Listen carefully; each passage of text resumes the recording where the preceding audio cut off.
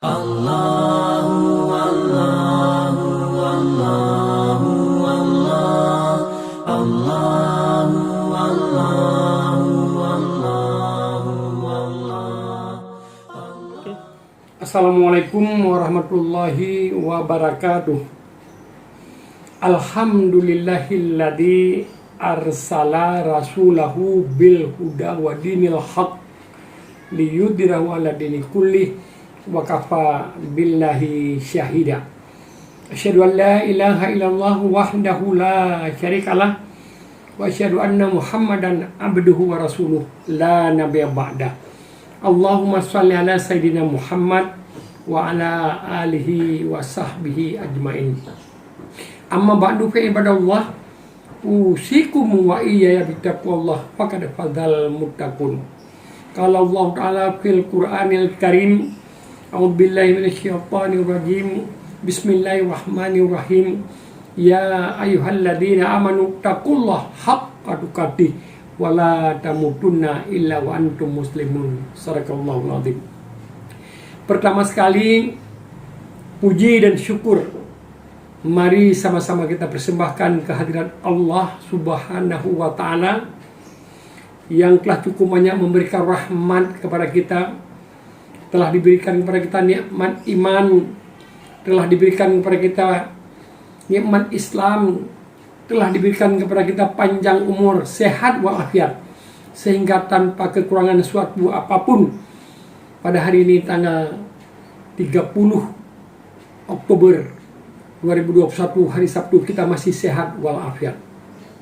Salawat dan salam mari sama-sama kita persembahkan ke pangkuan Nabi besar Muhammad sallallahu alaihi wasallam yang telah membawa kita dari alam jahiliyah kepada alam Islamiyah yang penuh dengan ilmu pengetahuan.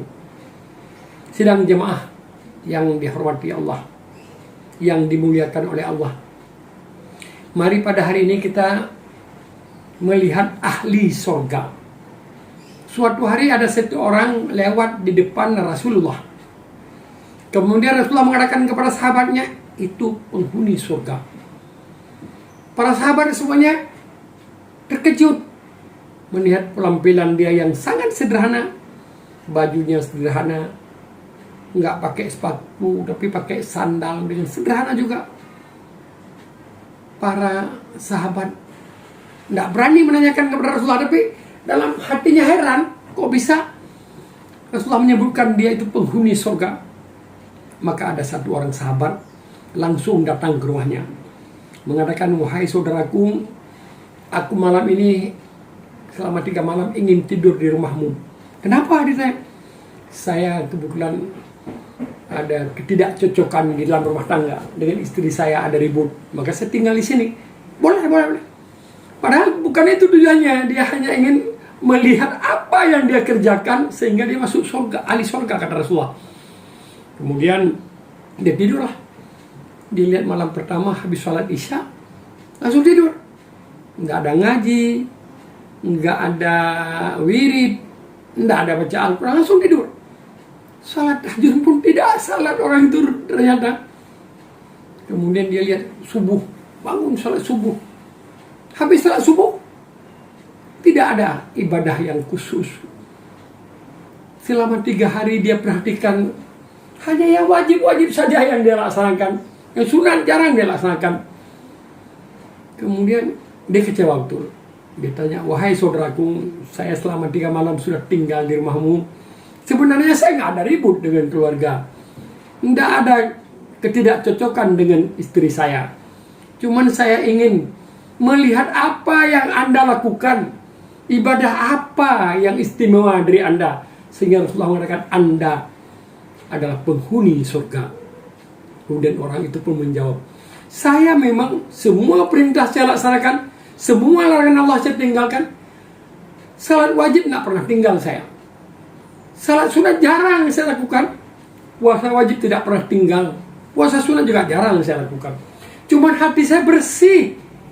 Saya tidak pernah iri kepada orang.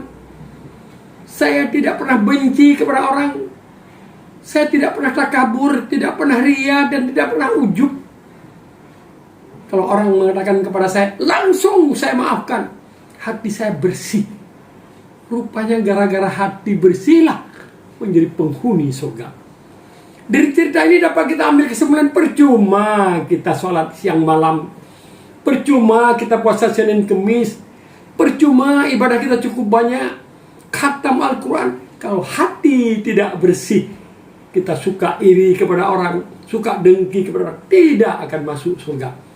Maka Rasulullah mengatakan dalam sebuah hadis, tidak masuk surga orang yang memutuskan silaturahmi. Artinya apa? Hubungan dengan manusia paling penting, hati bersih. Itulah kunci masuk surga. Demikianlah